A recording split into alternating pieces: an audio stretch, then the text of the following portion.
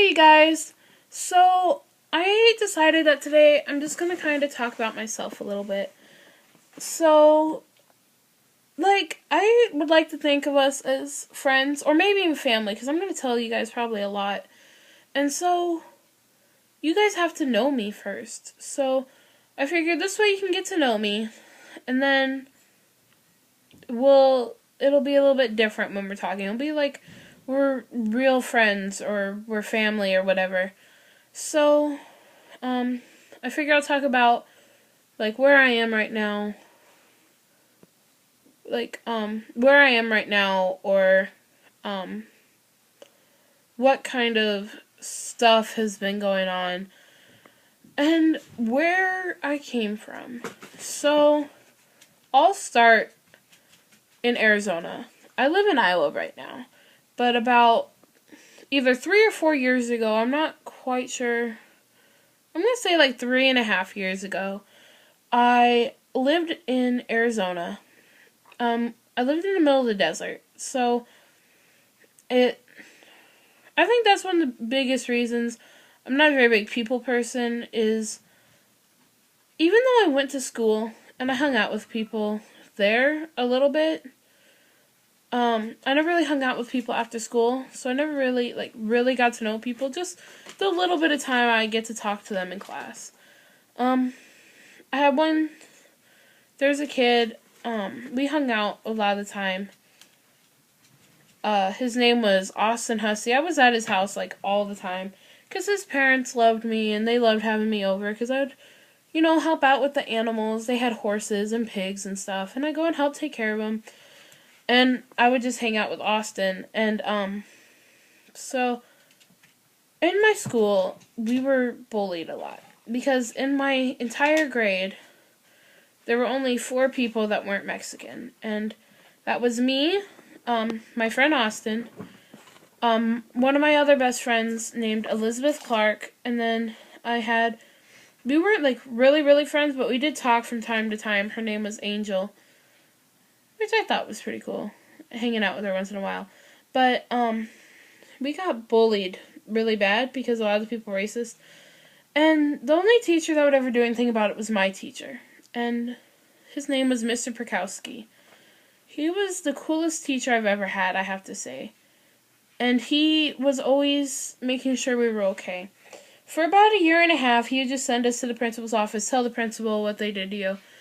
After about a year and a half, he realized that that was not working, because the principal did not like any of us either.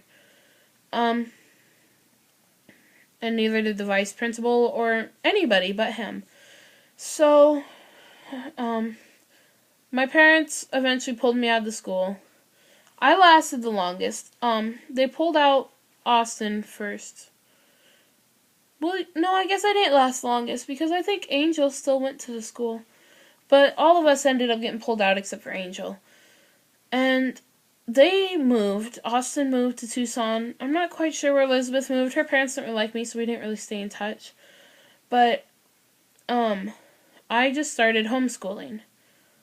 And so, I like homeschooling. It's easier to focus. There's no bullies, but you don't get to talk to people at all. And I would pretty much just sit there all day with my family, which is pretty cool unless you live out in the middle of nowhere and you can never talk to anybody else.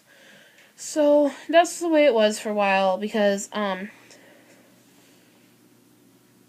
was just being homeschooled, and then at first it was just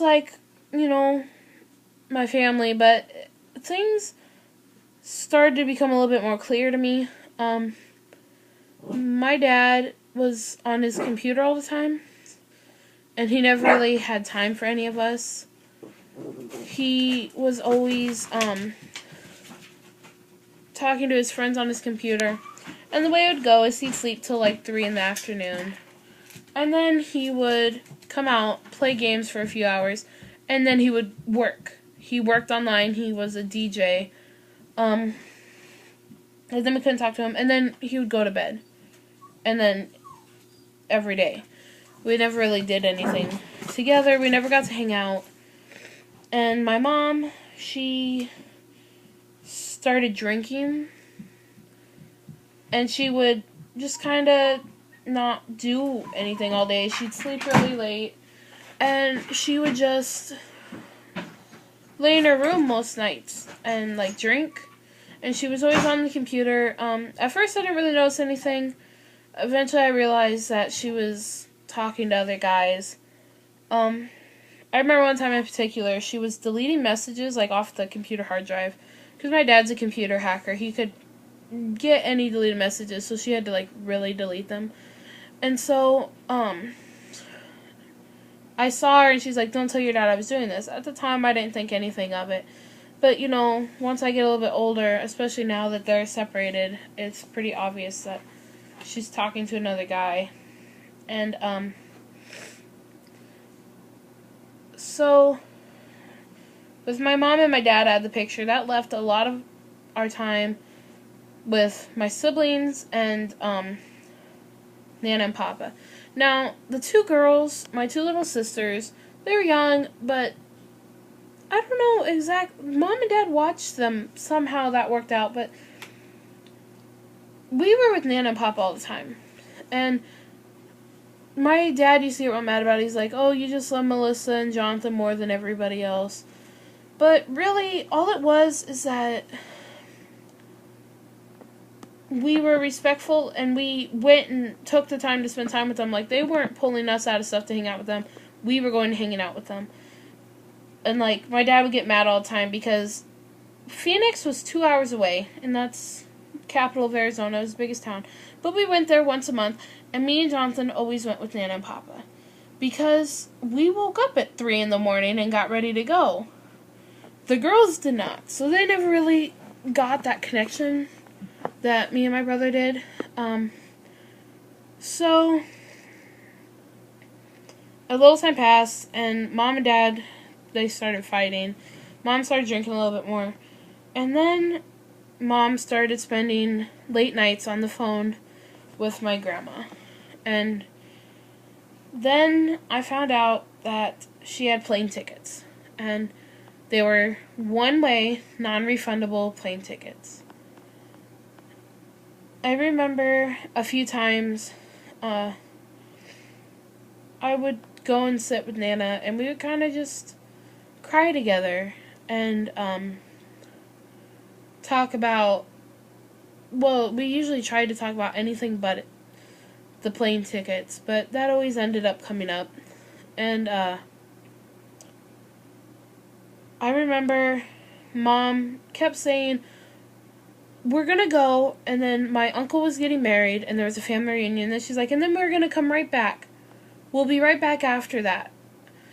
But me and Nana talked about it, and we knew that we weren't coming back. I mean, it's a one-way ticket. She wasn't gonna get a one-way ticket for us to stay for 1 month. Not even. It was actually just 2 weeks that we needed to be there for that stuff. And so we came, and even though we knew what was going on, it still hit us really hard when Mom said that we were never going back. And it hit me really hard, but I got pretty good at hiding it. And then it hit my brother really, really hard, and he wasn't so good at hiding it. At first, he was a little bit better, but he needed a lot of attention that Mom wasn't giving him. And he went into a depression, and he started getting really, really bad anger issues. And it got to the point to where he would get very, very violent with me or with my sisters or with Mom even. And it got really, really bad. And kind of the worse he got, I started getting really bad too. Because Mom never really paid attention to us. She still kind of doesn't. So, anyone who knows me knows that even though my brother makes me so mad, I love him a lot. And I don't know if he watches my videos or not, but if he does, well, now he knows. I really do love him a lot. And I actually really, really miss him. This has been really hard doing stuff like putting up the Christmas tree and watching his favorite Christmas movies on TV and not having him here. And so, probably just like a year ago, I started talking to a counselor because it got to the point to where my depression was getting really bad too. And it still kind of is. That's one of the main reasons I'm doing this channel, is I'm hoping it'll kind of help with that. And, it seems like all the time I feel like maybe it'd be better off if I wasn't here. But everyone has someone that needs them. So, if there's anyone else out there feeling like maybe they're not needed, and maybe the world would be better off without them, it wouldn't. There's always somebody that needs you. And cutting, too. That has crossed my mind a few times. And that's not a good idea, you guys. There is so much that you guys could do instead. Do something like this. Just sit every day and talk to a camera, and maybe you'll get better. And seek help. Like, I just went to my counselor the other day. We talked. Pretty much, we said I was depressed still. That's kind of what I got out of it, but it feels so good to just sit and tell somebody. And so, well, I need to take a second. I'm going to continue my story tomorrow. So, if you guys like maybe learning more about me, I'm going to talk tomorrow a little bit more about, like, my life here in Iowa after we moved, and kind of stuff that hit me really hard and sent me into a depression, and kind of where I'm at right now as I make these videos. So, I love you all. You guys are all great people, and I hope you guys have a great day. And I will see you tomorrow. Bye.